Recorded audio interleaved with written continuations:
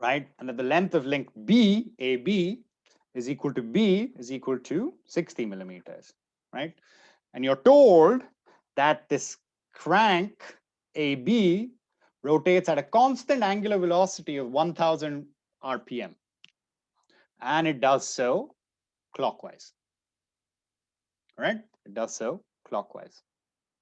You're asked to find the velocity of the piston P and the angular velocity of the connecting rod when at two instances, when theta is equal to 0 degrees and when theta is equal to 90 degrees, right? So basically when AB is completely vertical, excuse me, and when AB is completely horizontal. All right, now intuitively, right, first things first, when AB is completely vertical, right, this piston is going to be at its highest point, right, and it's just gotten there, right?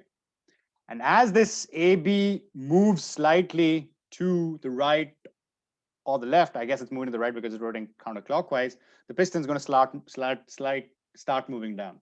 So at that position where AB is completely vertical, what is the velocity of the piston going to be? And this is just, if you don't know the answer, that's totally okay. But intuitively, from mechanics, what do you think the velocity of the piston is going to be when AB is completely vertical? 0. 0, right? Because it's just gotten to that point, and now it's going to just come down from that point. So there has to be an instant where the velocity is going to be 0. All right, so the first part of the problem, we're going to try to see if our question tells us that, all right, it's going to be equal to 0. Okay, so first things first, let's define our coordinate frame, right? So we have coordinate frame, let's say y. I have a question real quick. Yeah, go ahead. If the angle's at 180, is it going to be at 0 too? Absolutely. Okay. Yeah. Both at 180 and at 0, it'll be at 0 velocity. So then 90 is going to be the apex of the velocity? That's right. All right. You can actually, you want me to make that a homework problem where you plot it as a function of theta, or you're going to shout at me? I might have to show. All right. Okay. All right. Okay.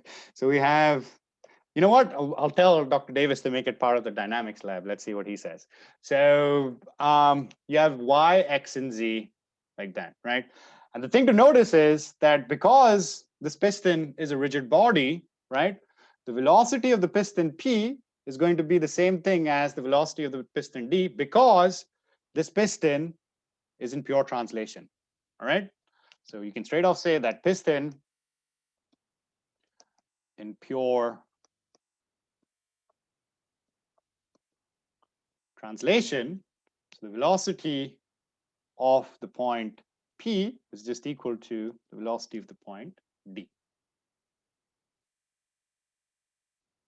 Right? And you can do this from your expression, right? So R of P, a little d like that, but we know because it's not rotating, this term is just going to be equal to 0. Right? So now looking at the link BD, right? I can write for the point D. So now this is the thing in rigid body motion, right? Points connect different rigid bodies to each other. So you've got to be able to look at those points on the separate rigid bodies, but still equate the motions, right? Does that make sense? So no matter how I describe the velocity of D with respect to this piston, it's going to be the same as this connecting rod, but only at that particular point over there. Right? What I mean is by looking at the link BD, you can say that the velocity of the point D is going to equal the velocity of this reference point B plus whatever the rotation of BD is, omega BD, crossed with R of D relative to B.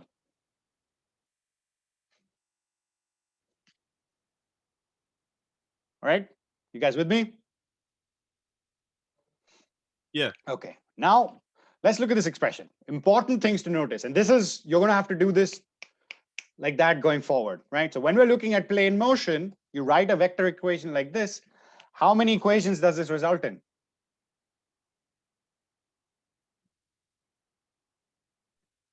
Is it going to be 2 or 1? 2, right? You're going to have 2 equations in the I hat and in the j hat direction. Always for general plane motion, right?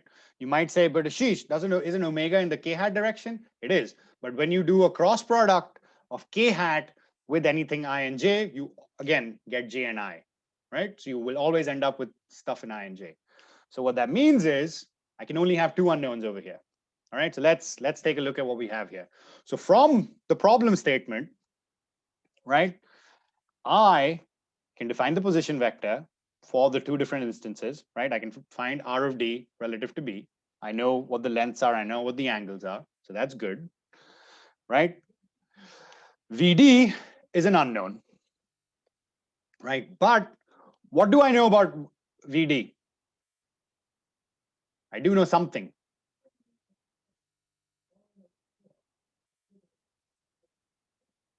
Remember, when you're looking for a vector, you need to know 2 things, right? Either you need to know the 2 components in I and j hat, or if you want to think of it like physicists, magnitude and direction, right? 2 unknowns. So here, one of those things is known. What is known for VD? The The direction. It's going to be in the vertical, right? Because the piston can only move up and down. Is that clear, guys? So Vd is my unknown scalar quantity d in the j hat direction. That gives me 1 unknown. All right. Then for omega bd, I will have another unknown, right? And omega, the angular velocities are always the easier part, right? So you can just say that this is the unknown scalar quantity omega bd, and you can just say that that's in the k hat direction, right? And we're assuming that right-hand rule counterclockwise is positive, right? So 2 expressions for 2 unknowns, but that means that I need to know what VB is. And I can find VB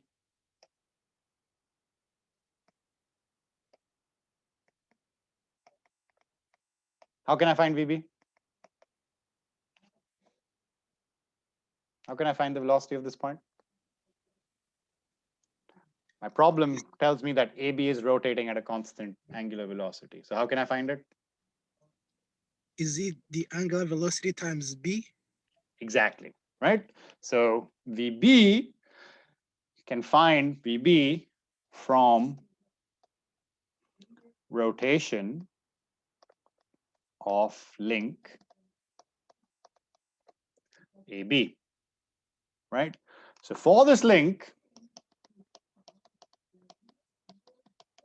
AB, now I can find that. So VB is equal to VA plus omega AB crossed with R of B relative to A.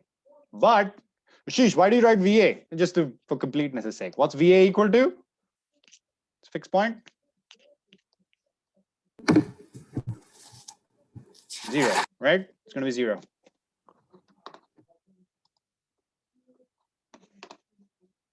Does that make sense? Because point A is fixed.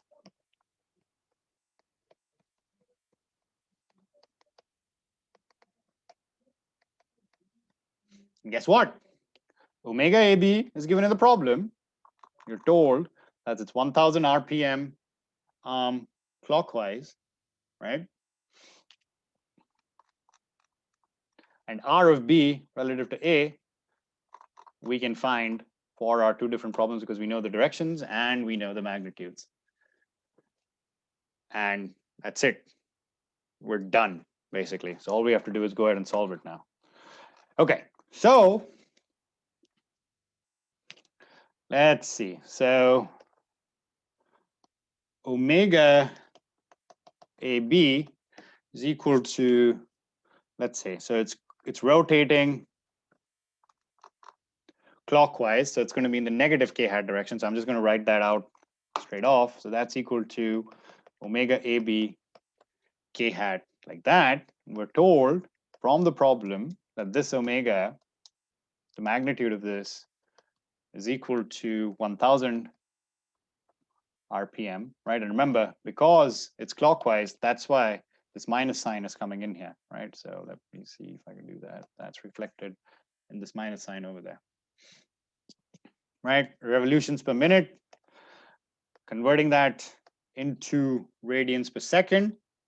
So you have 1000 multiplied by 2 pi over 60 radians per second, like that, right? And what does this come out to be equal to?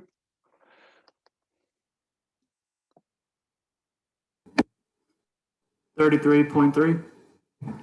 I don't think so. Sorry, that's wrong. That's wrong.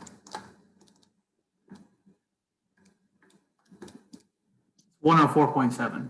That's right. So I got 104.72. Can someone confirm this?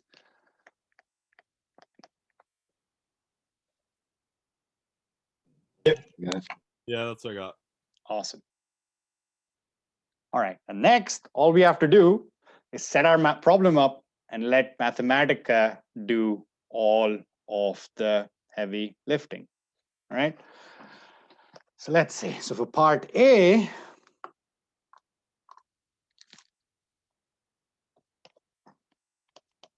we have that theta is equal to 0 degrees, right? That means if I draw my quick sketch, right, I have, this is my link AB, and then I have my link BD, right? Know that this is equal to B, that is equal to L.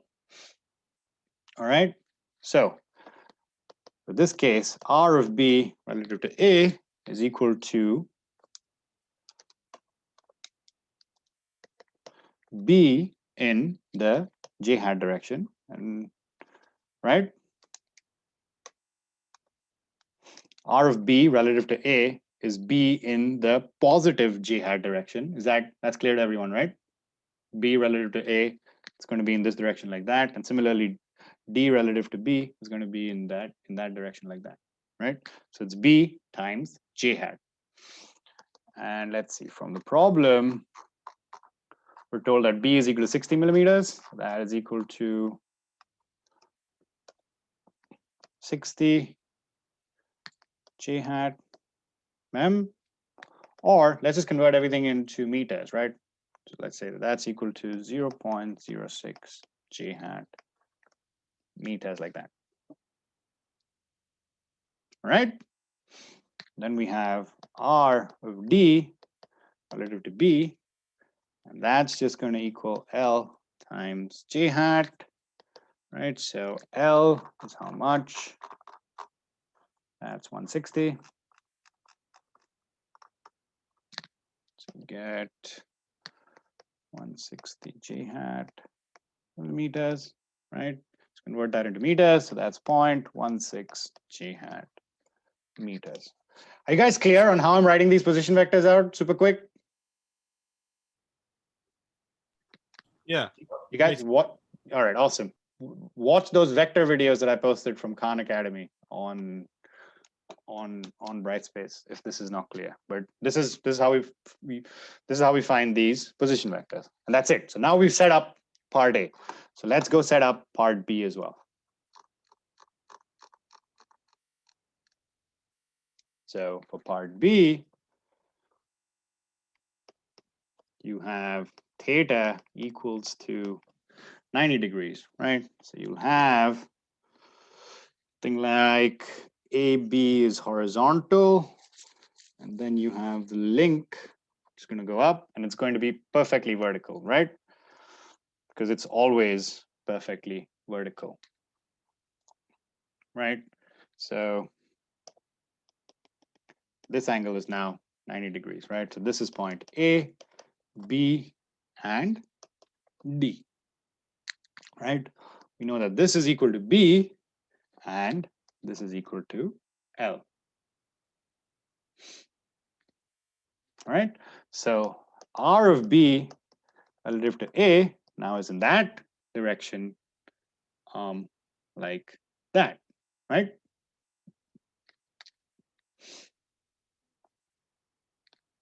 So that's going to be B I hat in the I hat direction. That's 0.06 I hat meters.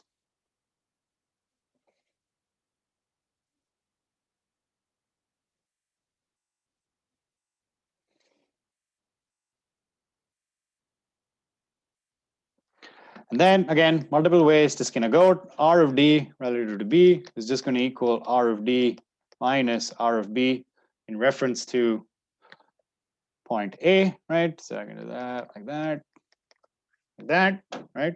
This still works, right? And that is equal to, so now for R of D relative to that point, I have to find this length here. So this length is equal to Pythagoras' theorem, so L squared minus B squared, like that. So I have square root of L squared minus B squared J hat, and then R of B relative to A is minus here, and I have B I hat, so that's just 0.06 I hat. And let's just keep everything in meters. So R of D relative to B is just equal to minus 0.06 I hat plus the square root of 0.16 squared minus 0.06 squared J hat, like that. And this is in meters.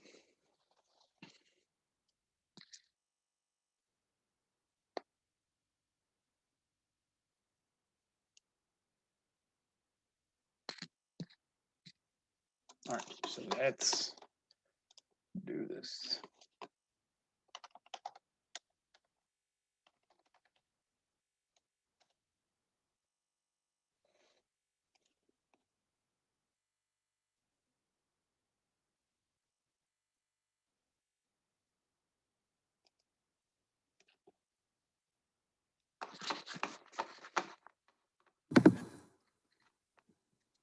You got 0.088.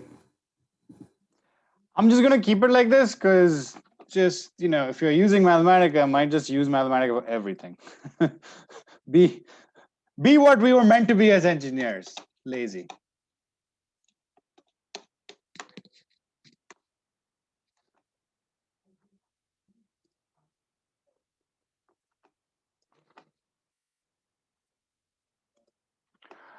All right, so for the first part, so let's see, for part,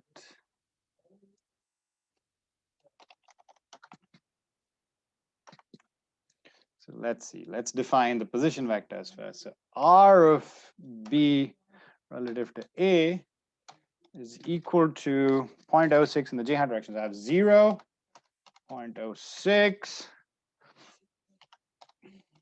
0. All right, we have R of D relative to B. That is equal to 0.16. Nope, sorry, wrong. 0, 0.16, 0, like that. All right, and we know that VB is equal to, let's see, let's be fancy. So if we go to palettes, writing assistant,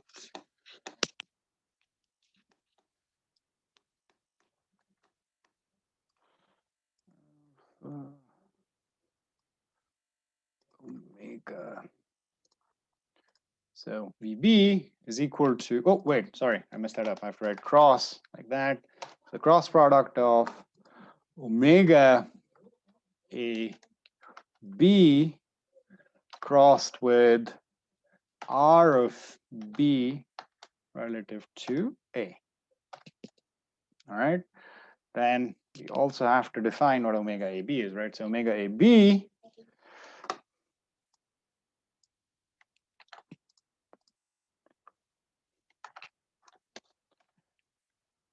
oh, you know what? Instead of using omega, I'm just going to call it because I want to use omega as an unknown. So actually, no, that doesn't.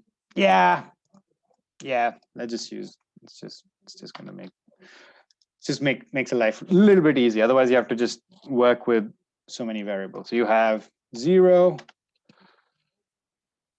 0, and how much was it? So it was minus 104.72. Like that, right? So I should probably do this definition before I'm finding out what VB is, right? All right. Then go there.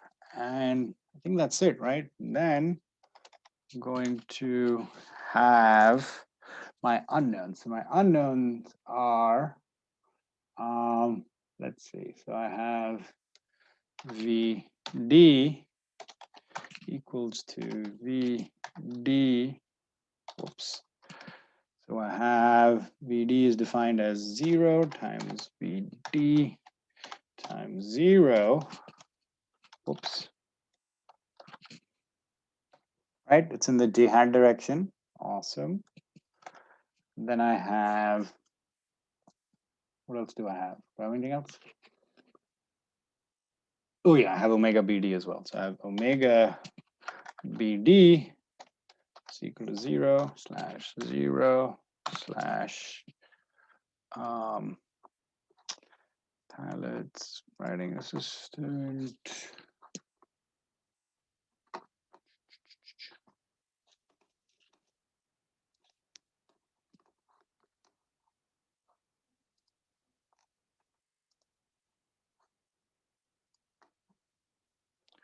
Omega BD. That's my unknown. So what am I doing? I am solving this expression, which is VD is equal to, and realize that I put capital VD over here because I'm keeping small vd as the unknown that I'm going to find, right? So I don't want to confuse Mathematica with the definition of variables. That's why I use W instead of omega over here, because then I want to use omega as an unknown over there. So just so that Mathematica doesn't get confused with what it's doing, right? So this is equal to VD is equal to VB plus the cross product of omega BD crossed with R of D relative to B. Right, and I'm solving for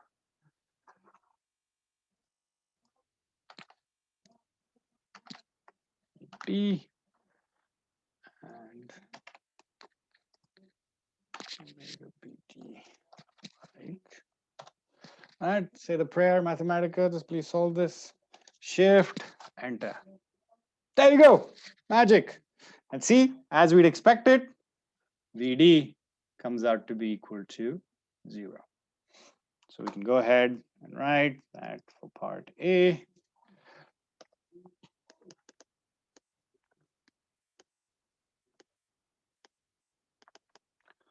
Part A found that velocity of D is equal to 0, and omega BD at that instant is equal to 39.27 k hat.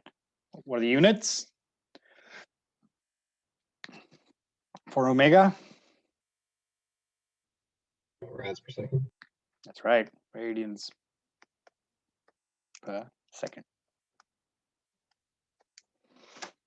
All right, next, want to do part B. I'm going to put, oops, sorry, Control T.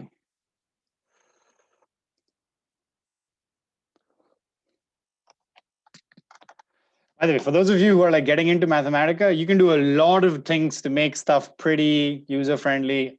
I just use it. Mathematica can be used as a fine little samurai sword that you do for like getting. I use it as a hammer because I'm extremely lazy. So copy that,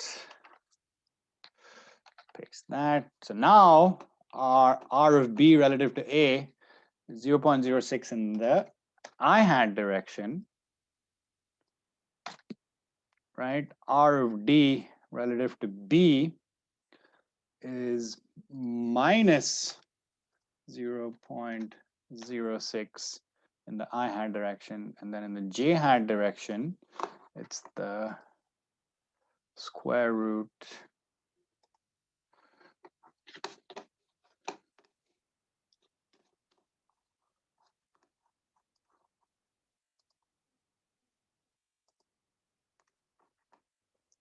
so here I want that, right? So I want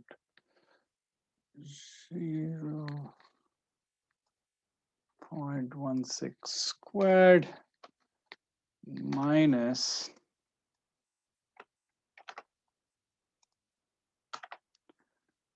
0.06 squared. Omega AB remains the same. Everything else remains the same, right? So minus I hat minus J hat. Awesome. All right. So if we find this out, and there we go. And at that horizontal instant, another intuitive thing comes in that your angular velocity at that instant is going to be 0 for your rigid rod. All right, so you get part B that my VD is equal to minus 6.28 J hat. What's the units for velocity? Meters a second. That's right, meters per second, and then omega BD. And that makes sense, right? Because this AB is moving clockwise. So when AB is horizontal, it makes sense that the piston is going to be moving down, right? Because this link is going to pull it down. So this velocity looks good.